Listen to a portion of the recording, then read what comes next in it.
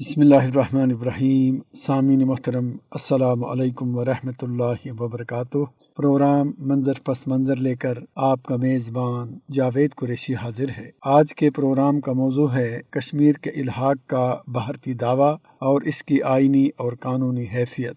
اس بات کی وضاحت ضروری ہے کہ جموں کشمیر کے بھارت کے ساتھ جبری الحاق کے غیر آئینی ہونے کے بارے میں خود بھارتی لیڈروں کو بھی پوری طرح یقین تھا۔ یہی وجہ ہے کہ بھارتی لیڈر اس الحاق کو ہمیشہ عارضی اور مشروط قرار دیتے ہوئے اس امر کی یقین دہانیاں کراتے رہے ہیں کہ ریاست جموں کشمیر کے مستقبل کے بارے میں حتمی فیصلہ خود جموں کشمیر کے عوام کی آزادانہ مرضی سے کیا جائے گا۔ سامعین، یہاں ہم مثال کے طور پر بھارتی لیڈروں کی ان یقین دہانیوں کے چند حوالے پیش کر رہے ہیں۔ ہم قبل ازیں بیان کر چکے ہیں کہ بھارت کے governor general lord Mountbatten نے 27 اکتوبر 1947 کو جموں کشمیر کے بھارت کے ساتھ جبری الحاق کی منظوری دیتے ہوئے یہ شرط عائد کی تھی: ہماری اس پالیسی کے مطابق کہ جس ریاست کا الحاق متنازع ہو اس کا فیصلہ عوام کی خواہشات کے مطابق ہونا چاہیے۔ میری حکومت یہ چاہتی ہے کہ ریاست جموں کشمیر میں نظم و نسق کی بحالی اور ریاست کو حملہ آوروں سے پاک کرنے کے بعد ریاست جموں کشمیر کے الحاق کا مسئلہ عوام کی رائے پر چھوڑ دیا جائے گا۔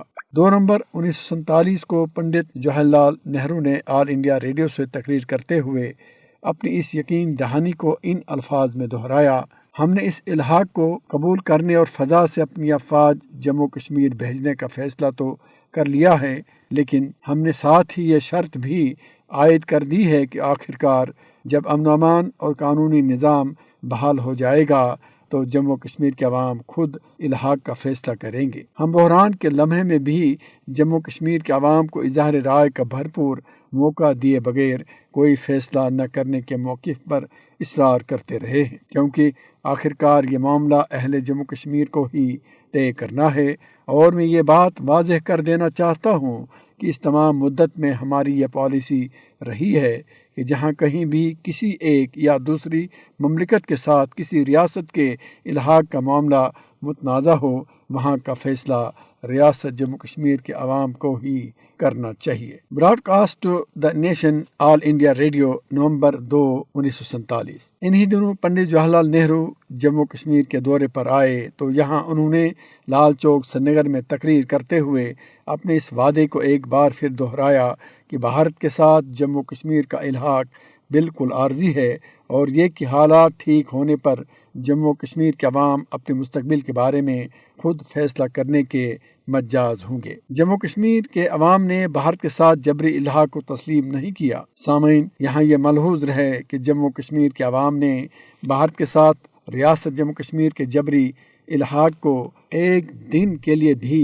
قبول نہیں کیا۔ یہی وجہ ہے کہ کشمیری مجاہدین آزادی جو اب تک ڈورا فورسز کے خلاف برسر پیکار تھے، حملہ آور بھارتی افواج کے خلاف صف آرا ہو گئے اور کامیابیوں پر کامیابیاں حاصل کرتے چلے گئے۔ Danger in Kashmir by Joseph Korbel, page 1993۔ مسئلہ کشمیر سلامتی کونسل میں مجاہدین کی ان مسلسل کامیابیوں نے بھارت کو اس قدر خوف زدہ کر دیا کہ اسے جموں کشمیر میں اپنی شکست یقینی نظر آنے لگی۔ چنانچہ اس شکست سے بچنے کے لیے بھارت اس مسئلے کو سلامتی کونسل میں لے گیا تاکہ اس بہانے اسے جموں کشمیر میں اپنے قدم جمانے کے لیے مہلت مل سکے۔ 2 nations and Kashmir by lord bird would, page 51۔ سلامتی کونسل کی قراردادیں۔ سلامتی کونسل میں یہ مسئلہ ایک عرصے تک بحث و تمہیز کا موضوع بنا رہا اور پھر سلامتی کونسل کے مقرر کردہ کمیشن برائے ہند و پاک کی 13 اگست 1948 اور 5 جنوری 1949 کی قراردادوں کے مطابق یہ طے پایا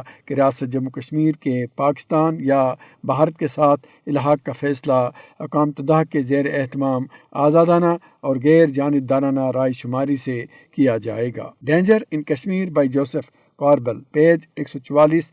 UN ریزولوشن۔ اقوام متحدہ کی ان قراردادوں میں رائے شماری کے مسئلے کو پاکستان یا بھارت کے ساتھ الحاق کے ساتھ مشروط قرار دینے کا فیصلہ دراصل تقسیم برصغیر کے اصولوں کی روشنی میں کیا گیا تھا اور انہیں بھارت، پاکستان اور دنیا کے دوسرے اقوام کے ساتھ ساتھ جموں کشمیر کے عوام کی لیڈرشپ نے بھی متفقہ طور پر تسلیم کیا تھا، اور انہی قراردادوں کے مطابق 5 جنوری 1949 کو جموں کشمیر میں فائر بندی ہوئی اور سیز فائر لائن مارج وجود میں آئی۔ سیکورٹی کونسل ریزولوشن پیج 5-32 4 جنوری 1949۔ مسئلہ کشمیر کو اقوام متحدہ کی قراردادوں کے مطابق حل کرنے کے سلسلے میں بھارتی لیڈروں کی یقین دہانیاں۔ بعد میں جب اقوام متحدہ کے کمیشن برائے ہند و پاک نے اپنی 13 اگست 1948 اور 5 جنوری 1949 کی قراردادوں میں یہ قرار دیا کہ ریاست جموں کشمیر میں آزادانہ اور غیر جانبدارانہ رائے شماری کے انعقاد کے ذریعے